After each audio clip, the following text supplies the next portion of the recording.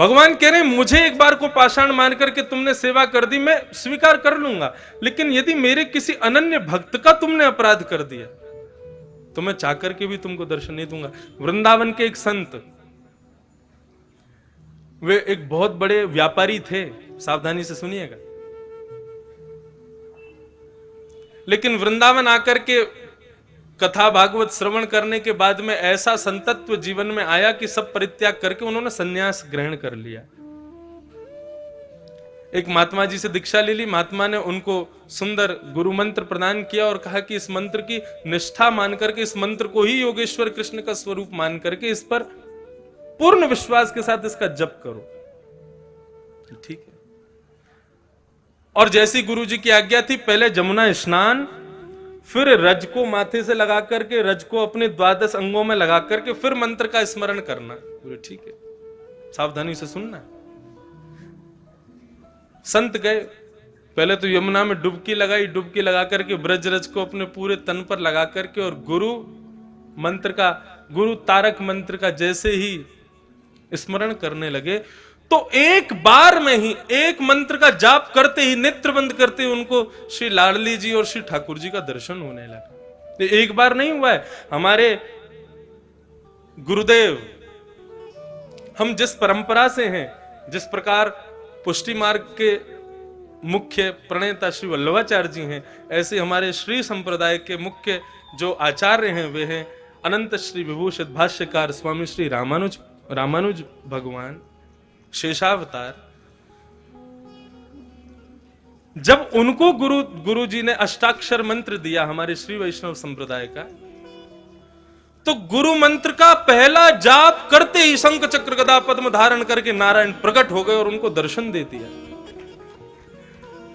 भक्तमाल में वर्णन है कि गुरु मंत्र का, वैसे तो शास्त्राज्ञा करते हैं गुरु मंत्र किसी को सुनाना नहीं चाहिए, लेकिन जैसे ही श्री रामानुजाचार्य जी ने पहला अष्टाक्षर मंत्र गाया और पहला मंत्र का उद्बोधन करते ही नारायण प्रकट हो गए, तो उनको प्रणाम करना भी भूल गए। क्या किया? बोले गोपुर है आरूढ़ उच्च स्वर मंत्र उच्चारो। हमारे श्री वैष्णव संप्रदाय में जो दक्षिण में मंदिर होते हैं उनके बड़े ऊंचे ऊंचे गोपुर होते हैं। आप लोग तिरुपति जाओ, श्रीरंगम जाओ, श्रीरंगम का गोपुर तो महाराज किलोमीटरों दूर से दिखाई देता है। तो जैसे ही रामानुजाचार्य भगवान ने श्री नारायण प्रभु के दर्शन किए तो प्रणाम भी नहीं किया, दौड़े हैं और सीधे गोपुर के ऊपर खड़े होकर के अष्टाक्षर मंत्र को जोर जोर से चिल्लाने लगे, गाने लगे। आचार्यों ने कहा, बोले अपराध कर रहे हो, गुरु मंत्र को खुले में गा रहे हो। तो रामानुजाचार्य जी कह रहे हैं, जिस मंत्र का एक बार उच्चारण करने से नारायण दर्शन दे दे, ऐसे मंत्र को गुप्त नहीं रखूंगा मैं तो सबको सुना दूंगा ताकि सबको दर्शन हो जाए। कैसा भाव रामानुजाचार्य जी का। अभी दिसंबर में पूज्य मलुक पीठ वाले महाराज जी ने भक्तमाल की कथा अपने निवास पर गुरुदेव के स्मृति में की, तब उन्होंने श्री रामानुजाचार्य जी के प्रसंग में ये भाव सुनाया। मन को इतना भाया कि आज तक कम से कम नहीं तो ज्यादा से ज्यादा नहीं तो 10-12 हजार मालाएं तो अष्टाक्षर मंत्र की कर ली होंगी, लेकिन हमको दर्शन नहीं हुए।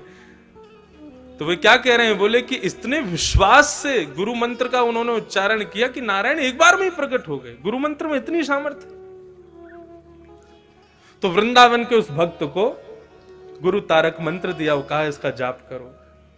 यमुना जी स्नान करके ब्रजरज तन से लपेट करके जैसे ही वे आंख बंद मूंद करके बैठे तो श्री लाडली जी और किशोरी जी और लाल जी दोनों प्रकट हो गए और दोनों दर्शन देने लगे। और केवल दर्शन नहीं, लीला का दर्शन कराते थे उनको, और वो बैठे बैठे वहीं पर लीला का दर्शन करते थे।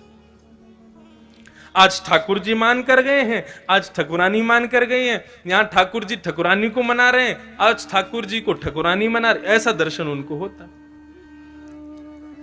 एक बार कोई विचित्र लीला ठाकुर जी दिखा रहे थे, उसमें ऐसी लीला हुई कि उस संत को बहुत जोर से हंसी आ गई, और जैसे ही उसको हंसी आई इतने में ही सामने से कोई भगवान का भक्त था, लेकिन अपंग था, उसका एक पैर नहीं था, वो वहां से जा रहा था।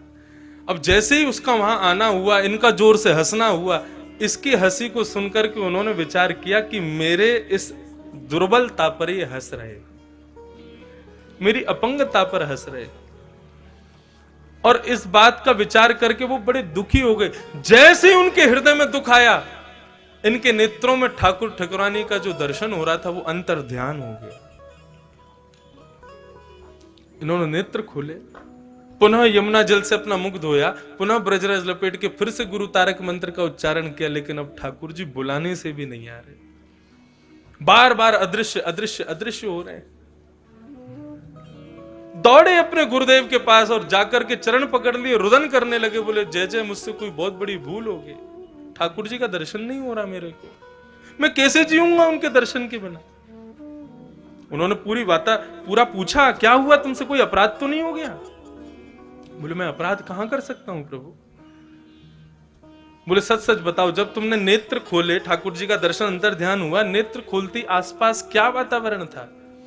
बोले वातावरण तो कुछ नहीं था, लेकिन हाँ एक थोड़ी सी दूर पर मैंने एक महात्मा को जाते हुए, भक्त को जाते हुए देखा। बोले वो भक्त कैसा था? बोले एक पांव नहीं था उनका। गुरु समझ गए। बोले देखो तुमने तो भाव से ही अपने भाव को स्थापित किया होगा, लेकिन उनको ऐसा लग गया कि तुम जो हंसे हो वो उनकी अपंगता पर हंसे। ओ बेटा, भगवत अपराध से तो मुक्त हो जाओगे, लेकिन भगवत भक्त अपराध से भगवान कभी मुक्त नहीं करते। अपना मान टले टल जाए, पर भक्त का मान न टलते देखा। गुरुजी आज्ञा करो, मैं क्या करूं? बोले वृंदावन में जितने भी साधक महापुरुष हैं, सबका भंडारा कराओ और सबको दक्षिणा दे करके, सबके चरणों में दंडवत प्रणाम करके सबसे क्षमा मांगो। जिससे तुमने अपराध नहीं भी किया उससे भी क्षमा मांगो। क्षमा में इतनी सामर्थ्य है कि ठाकुर जी पुनः प्रकट होकर दर्शन दे देंगे। उन्होंने वही किया, सबको प्रणाम किया, सबको बंधुओं क्षमा। हमारे पूज्य नाना जी क्षमा का इतना सुंदर भाव बताते थे। वे एक बार मुझे बता रहे थे, बोले लाला, जब नाना जी विद्यालय में पढ़ते थे तो बता रहे थे, बोले मैं छोटा सा था और नाना जी की माता जी, हमारी पर नानी हुई, नाना की माता जी, तो पर नानी ऐसी कुछ भाव रहा होगा। तो नाना जी की माता जी बीमार हो गई, तो नाना जी के मामा जी ने आकर के गुरुदेव को बताया, बोले कि एक किशन लाल की माता जी बीमार हो गई हैं गुरुजी, लेकिन हम पर इतना धन नहीं है, क्या करें कैसे करें, आप बस प्रार्थना करो ठाकुर जी से वो जल्दी स्वस्थ हो जाएं।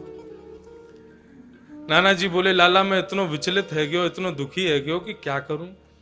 तभी बोले हमारे गुरुकुल में एक संत रहते थे, उनके चरणों में जाकर के मैंने प्रणाम करके ये भाव बताया। तो उन संत ने कहा, परमहंस जी, उन्होंने कहा कि बेटा एक काम करो, जितने भी विद्यालय में बच्चे हैं, जितने भी विद्यालय में प्राचार्य आचार्य हैं, जितने भी विद्यालय में कार्यकर्ता हैं, रोज सुबह दोपहर शाम सबको दंडवत लेट करके प्रणाम किया करो। वो गुरुजी सबको प्रणाम करना है? बोले हाँ सबको करो। तो हमारे नाना जी बोले प्राचार्यों को कर लेंगे, कार्यकर्ताओं को कर लेंगे, लेकिन इन बालकों को करने में शर्म आएगी हमको, ये तो हमारे संग पढ़ते हैं। और गुरुजी इनमें से कई तो ऐसे हैं जिनसे हमारी एक आंख नहीं बनती, उनको क्या करें? गुरुजी बोले उनको तो और ज्यादा श्रद्धा से प्रणाम करना, हमने आज्ञा कर दी, अब ये काम शुरू कर दो। नाना जी बताते, बोले मैं सबको प्रणाम करता, जिनसे मेरी बनती नहीं थी ना उनको मुंह फेर के प्रणाम करता, लेकिन करता जरूर था।